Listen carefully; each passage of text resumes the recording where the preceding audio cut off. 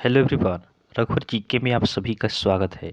आज हम लोग सीटेट एग्जाम 2022 में पूछे जाने वाले हिंदी पेडागोजी के टॉप 25 क्वेश्चंस का डिस्कशन करेंगे। इसका हमने कल मैराथन वीडियो किया था जिसमें हमने 50 क्वेश्चंस का डिस्कशन किया था और आज हम 25 क्वेश्चंस का डिस्कशन करेंगे। यह दोनों वीडियो अगर आप पूरा देख लेते हैं और इसे कंप्लीट करते हैं तो इससे बाहर आपके एग्जाम में हिंदी पेडागोजी का कोई भी क्वेश्चन नहीं आएगा। सभी क्वेश्चंस यहीं से पूछे जाएंगे।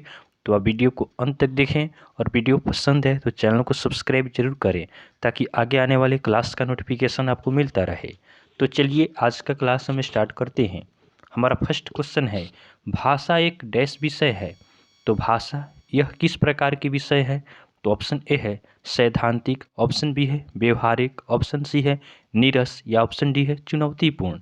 तो भाषा एक व्यवहारिक विषय है, तो ऑप्शन बी हमारा सही आंसर होगा।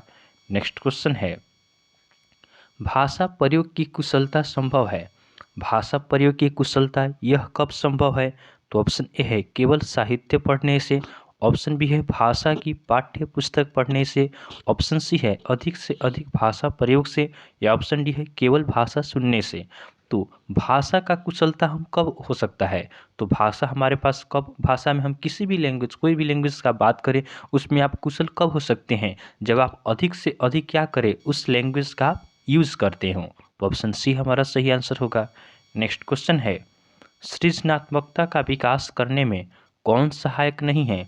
सृजनात्मकता का विकास करने में कौन इसमें से सहायक नहीं है? तो ऑप्शन ए है कविता पूरी करना, ऑप्शन बी है चित्र पर आधारित मौखिक अथवा लिखित वर्णन, ऑप्शन सी है प्रश्नों के उत्तर देना, या ऑप्शन डी है अधूरी कहानी को पूरा करना। तो यहाँ पे क्या है, सृजनात्मकता को विकास करना है।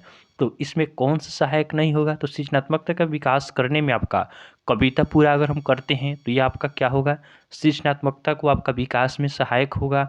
उसके बाद चित्र पर आधारित मौखिक या लिखित हम वर्णन करते हैं तो ये भी इस पर आधारित होगा। ऑप्शन डी है अधूरी कहानी को पूरा करना, तो ये भी क्या होता है, सृजनात्मकता के विकास में सहायक होता है। लेकिन यहाँ पे सबसे आपका कम इम्पोर्टेंट होगा ऑप्शन सी, प्रश्नों के उत्तर देना। तो यही हमारा सही आंसर हो जाएगा।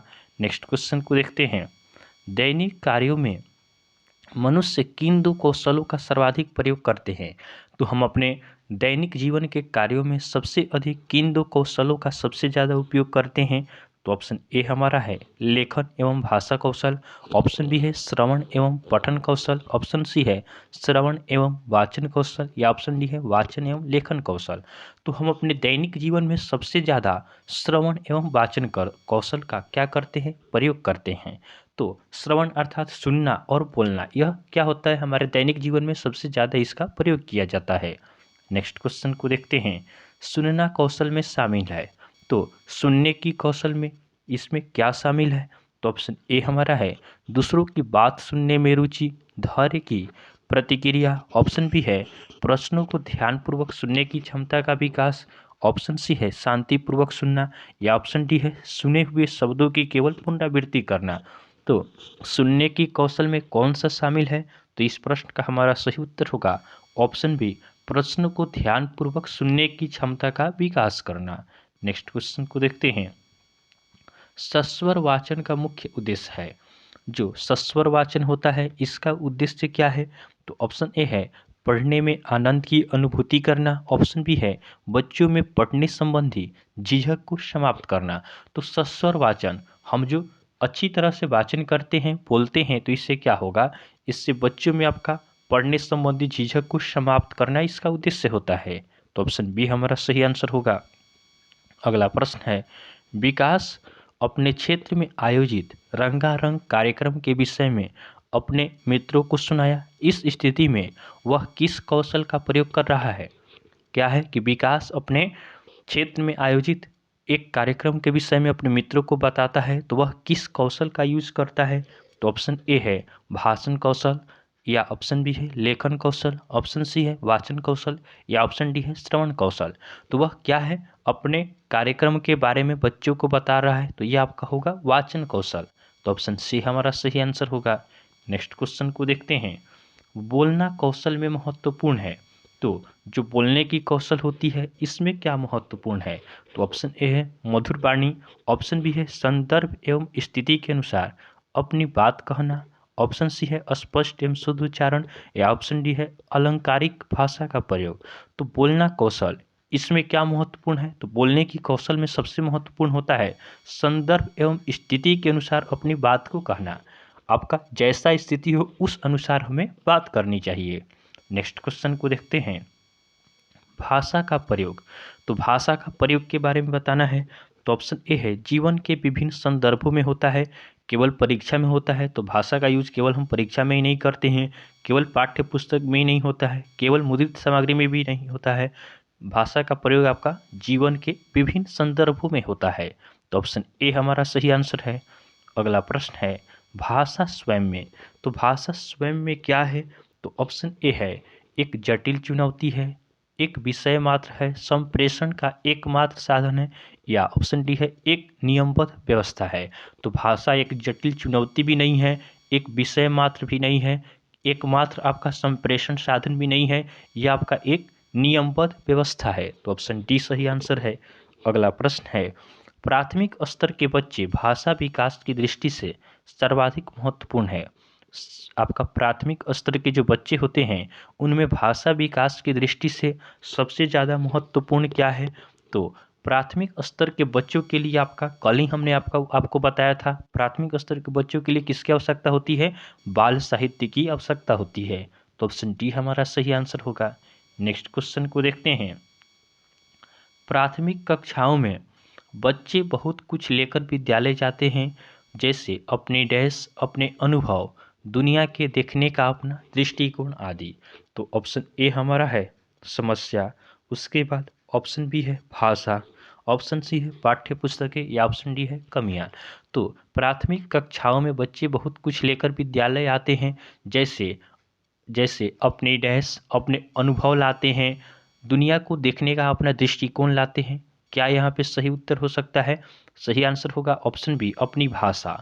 तो ऑप्शन बी हमारा सही आंसर है। अगला प्रश्न है वाणी डैश होती है और लिखित भाषा की तुलना में काफ़ी तेजी से बदलती रहती है। वाणी क्या है और यह लिखित भाषा की तुलना में क्या होता है, काफ़ी तेजी से बदलते रहता है। तो वाणी आपका गौण होता है, या स्थिर होता है, या अस्थायी होता है, या अस्थायी होता है। तो वाणी आपका क्या होता है, यह अस्थायी होता है और लिखित भाषा की तुलना में काफ़ी तेजी से बदलते रहता है। नेक्स्ट क्वेश्चन को देखते हैं, प्राथमिक स्तर की पाठ्य पुस्तक में कार्टून, भाषण, विज्ञापन आदि बच्चों के भाषा क्षमता के विकास में डैश हैं। प्राथमिक स्तर की जो पाठ्य पुस्तक होता है इसमें कार्टून, भाषण, विज्ञापन आदि बच्चों के भाषा क्षमता विकास में डैश होते हैं। तो ऑप्शन ए है सहायक होते हैं, ऑप्शन बी है बाधक होते हैं, ऑप्शन सी है निरर्थक होते हैं, या ऑप्शन डी है अनुपयोगी होते हैं। तो कार्टून, भाषण, विज्ञापन यह जो आपका प्राथमिक स्तर के पाठ्य पुस्तक में दिए जाते हैं ये न बाधक होते हैं, न निरर्थक होते हैं, न अनुपयोगी होते हैं। ये क्या करते हैं, बच्चों की विकास करने में सहायक होते हैं। अगला प्रश्न है हम भाषा के माध्यम से डैश और डैश भी करते हैं।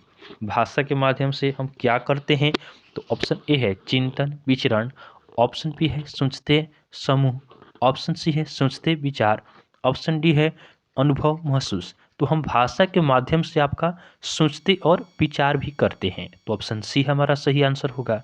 नेक्स्ट क्वेश्चन को देखते हैं, निम्नलिखित में से कौन सा कथन भाषा के बारे में सही है। भाषा के बारे में कौन सा सही है, तो ऑप्शन ए है यह व्यवस्थाओं की व्यवस्था है, ऑप्शन बी है यह व्यवस्थित है, ऑप्शन सी है यह नियमों तथा अपवादों का नियम है, या ऑप्शन डी है यह अनेक विचारों का विचार है। तो आपका भाषा क्या है, तो भाषा के बारे में इसमें सही कौन सा होगा, तो ऑप्शन डी सही होगा कि यह अनेक विचारों का विचार है। अगला प्रश्न है किसी भी भाषा पर अधिकार प्राप्त करने के लिए सबसे महत्वपूर्ण है। तो किसी भी लैंग्वेज पे हम क्या करना चाहते हैं, अपना अधिकार प्राप्त करना चाहते हैं, तो इसके लिए क्या महत्वपूर्ण है, तो ऑप्शन ए है शब्दों के अर्थ जानना, ऑप्शन बी है उस भाषा की वाक्य संरचना जानना, ऑप्शन सी है उस भाषा का अधिकाधिक प्रयोग करना, या ऑप्शन सी है उस भाषा का व्याकरण जानना। तो किसी भी लैंग्वेज पे हम अपना कॉन्फिडेंस करना चाहते हैं या उस लैंग्वेज को हम ग्रहण करना चाहते हैं, तो इसके लिए हमें क्या करना होगा, उस भाषा का अधिक से अधिक प्रयोग करना होगा। तो ऑप्शन सी सही आंसर है। नेक्स्ट क्वेश्चन है संज्ञान के स्तर पर विकसित डैश अन्य भाषाओं में आसानी से अनुदित होती रहती है। संज्ञान के स्तर पर विकसित डैश अन्य भाषाओं में आसानी से अनुदित होती रहती है। तो ऑप्शन ए है ज्ञान क्षमता, ऑप्शन बी है व्याकरण क्षमता, ऑप्शन सी है तर्क क्षमता या ऑप्शन डी है भाषा क्षमता। तो ज्ञान के स्तर पर विकसित भाषा क्षमता आपका अन्य भाषाओं में आसानी से अनुदित होते रहती है। तो ऑप्शन डी हमारा सही आंसर होगा। नेक्स्ट क्वेश्चन है, भाषा और विचार के संबंधों की चर्चा में अग्रणी है। तो भाषा और विचार के संबंधों की चर्चा में अग्रणी इसमें से कौन सा है? तो ऑप्शन ए है पियाजे हैं, ऑप्शन बी है स्किनर है, ऑप्शन सी है चॉम्स्की है या ऑप्शन डी है वाइगोत्स्की है। तो भाषा और विचार के संबंधों में सबसे आगे आपका है चॉम्स्की। तो ऑप्शन सी हमारा सही आंसर हो जाएगा। नेक्स्ट क्वेश्चन को देखते हैं, भाषा सीखने का उद्देश्य है। तो भाषा सीखने का क्या उद्देश्य है? तो ऑप्शन ए है प्रत्येक स्थिति में भाषा का प्रयोग कर पाना, ऑप्शन बी है आदेश निर्देश दे पाना और सुन पाना, ऑप्शन सी है दूसरों की बातों को समझना।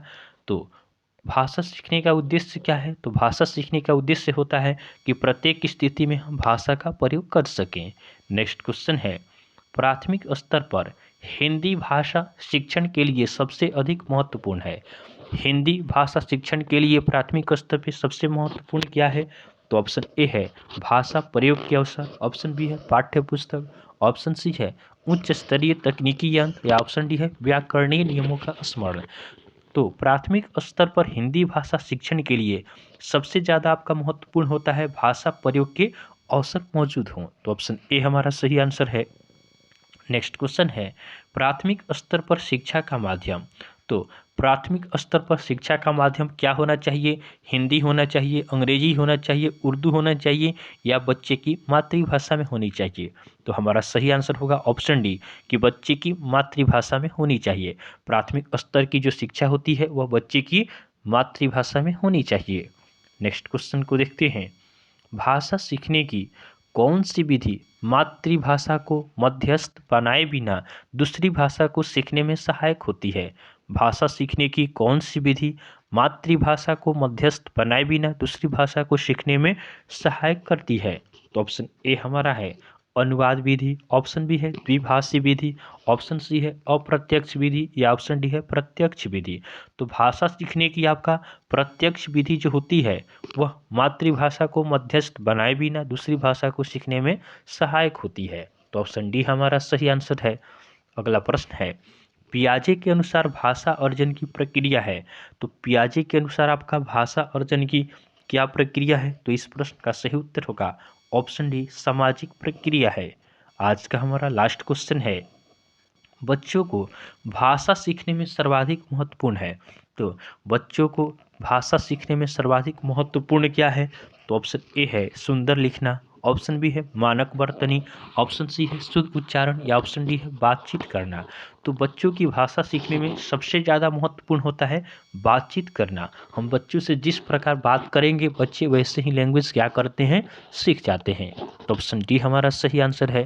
तो इस तरह हमने कल और आज 2 क्लास में हिंदी पेडागोजी के सभी क्वेश्चंस का डिस्कशन कर लिया है। अगर ये दोनों वीडियो आप कंप्लीट कर लेते हैं तो आपके एग्जाम में सभी क्वेश्चंस यहीं से देखने को मिलेंगे। तो आपको वीडियो पसंद आया हो तो आप वीडियो को लाइक करें, चैनल को सब्सक्राइब करें तथा अपने फ्रेंड के साथ जरूर शेयर करें। तो चलिए आज के लिए हम इतना ही रखते हैं, फिर नेक्स्ट वीडियो में आपसे मिलेंगे, तब तक के लिए धन्यवाद।